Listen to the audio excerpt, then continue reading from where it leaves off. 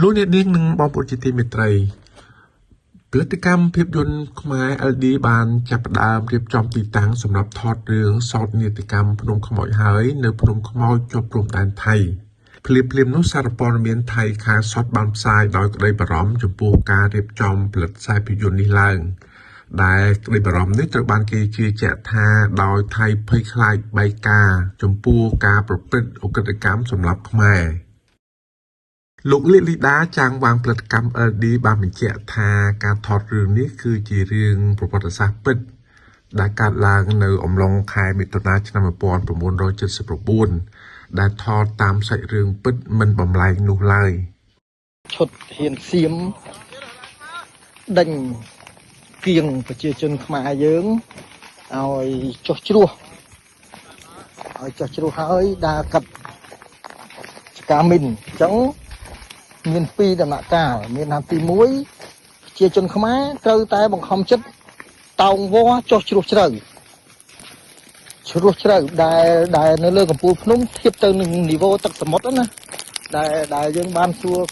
គេហើយនឹងអ្នកវិទ្យាសាស្ត្រតារាងដែលអ្នកវិទ្យាសាស្ត្រតារាងដែលគេនិយាយហ្នឹងគឺ600ម៉ែត្រពីនីវ៉ូទឹកសមុទ្រអាកំពូលភ្នំដែលពួករៀបរៀបដេញចុះណាអញ្ចឹងដំណាក់កាលទី1ពួកគាត់ត្រូវឆ្លងកាត់ការចុះជ្រោះហ្នឹងបើសិនជាធ្លាក់ស្លាប់ហ្មងស្លាប់ទៅរបួសហ្មងរបួសទៅអាហ្នឹងបើសិនជាគាត់នៅរស់គាត់ត្រូវដើរកាត់ចកាមុនអញ្ចឹងនេះជាទីតាំងផងយើងកំពុងតែចកាហើយយើងរៀបចំប្រព័ន្ធសុវត្ថិភាពអញ្ចឹងយើងត្រូវធ្វើនទាពីបាតជ្រោះមកដើម្បីការពារពេលដែលយើងថតទៅក្មេងៗអីខ្លាចគាត់ជ្រុលដៃជ្រុលជើងទៅណាអញ្ចឹងអាចធ្លាក់អាចអីអញ្ចឹងយើងឃើញនេះជ្រោះនេះមាត់ជ្រោះយើងឃើញតែជ្រៅប៉ុណ្ណាណាយើងមើលទៅខ្ញុំអត់ហ៊ានដើរទៅជិតទេខ្លាចយើងមើលទៅនេះសលឹមឃើញទេអញ្ចឹងពួកក្រុមការងារត្រូវសង់នេះខ្ញុំលុកអូយព្រោះណាគេអត់ឡើងសលឹម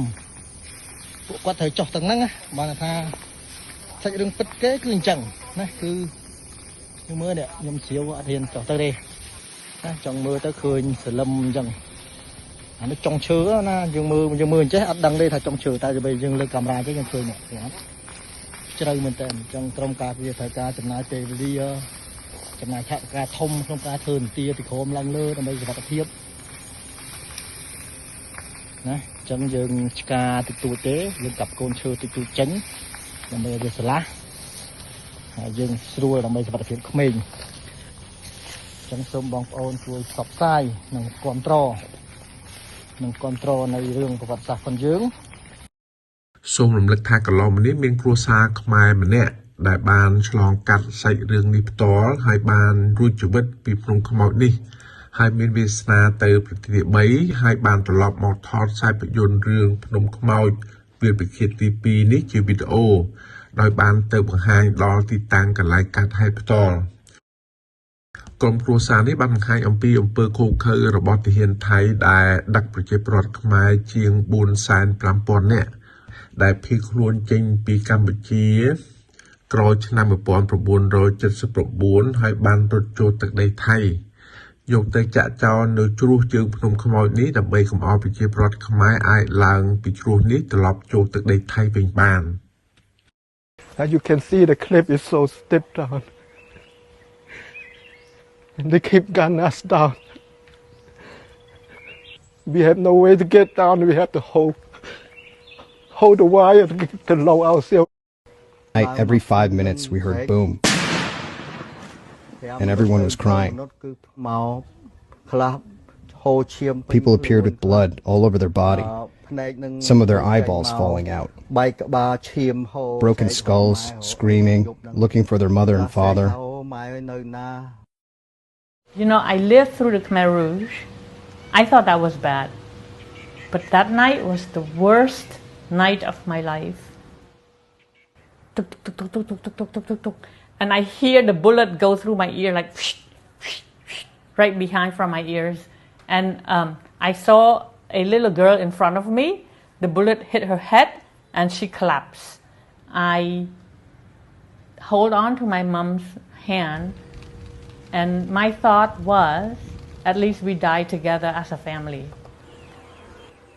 They want us to walk on those landmines and then very few survive, and it would make a good lesson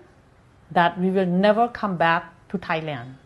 They want to kill as many refugees as they can. So walking 40,000 refugees through the deepest mountain with no water and with gun behind us, that's one way to kill people. And they don't have to open fire because the landmine will do the job. And then in a moment, I gained my consciousness. I saw blood on my hands. All here was broken, my right and my left. My in-law told us not to go anywhere. Don't go anywhere. If you move, a mine will explode. You poop there, you cook there, you sleep there.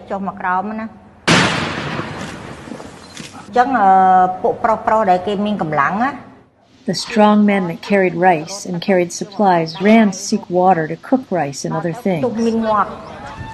Then the landmines exploded. And when it exploded, they all died.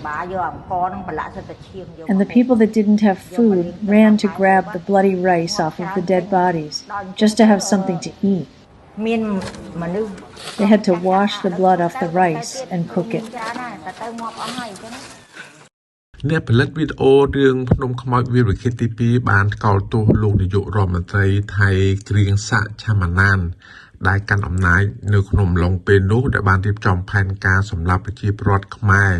នៅភ្នំខ្មោចនៅអំឡុងខែមិថុនាឆ្នាំ 1979 ដែលបានក្លាយទៅជាវីរកិច្ចទី2របស់ប្រទេសកម្ពុជា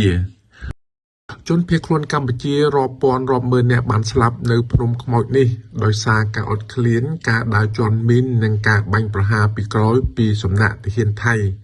ដើម្បីបង្ខំឲ្យចុះជ្រោះឆ្លងចូលទឹកដីកម្ពុជាវិញពលគឺរារាំងប្រជាពលរដ្ឋខ្មែរមិនឲ្យឡើងជ្រោះត្រឡប់ចូលទឹកដីថៃវិញនោះទេអំពើឃោរឃៅនេះគឺជាអក្រិតកម្មសង្គ្រាមអក្រិតកម្មប្រឆាំងមនុស្សជាតិហើយស្នាមប្រឡាក់ឈាមរបស់វានឹងបន្សល់ទុកឈ្មោះរបស់វាជារៀងរហូតក្នុងប្រវត្តិសាស្ត្រកម្មផលមានពិតមិនភ្លេចនិងមិនអត់ឱនទោសបានឡើយម្ចាស់ផលិតកម្ម LD ដែលកំពុងរៀបចំថតរឿងសោកនាដកម្មភ្នំខ្មោចនេះបានអំពាវនាវឲ្យប្រជាពលរដ្ឋខ្មែរចូលរួមគាំទ្ររឿងប្រវត្តិសាស្ត្រពិតនេះ